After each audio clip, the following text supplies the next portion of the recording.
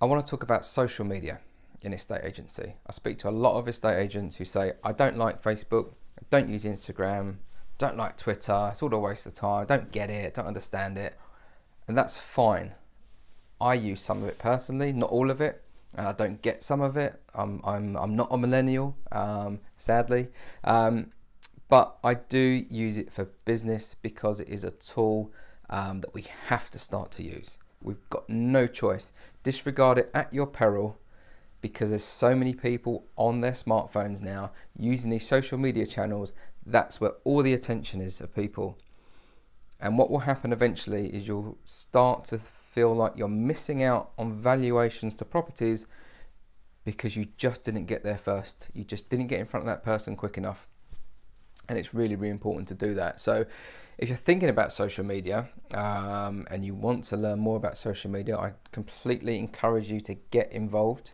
The attention and the price of the attention on some of these platforms is extremely good value for money. There's now a shift in the corporate mentality that TV advertising just doesn't give enough bang for its buck anymore, but social media is so much cheaper than traditional marketing and advertising methods.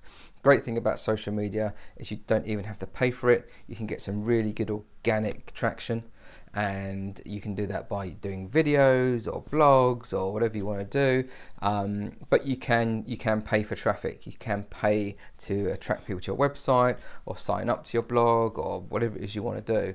Now, the way you do it is something you're going to have to go out and figure out. I'm more than happy to advise you and get you on board and help you with it all, because not all social media platforms are going to benefit you. Depends where you're based, your demographics. So there's lots of things to take into account, and also, of course, your budget.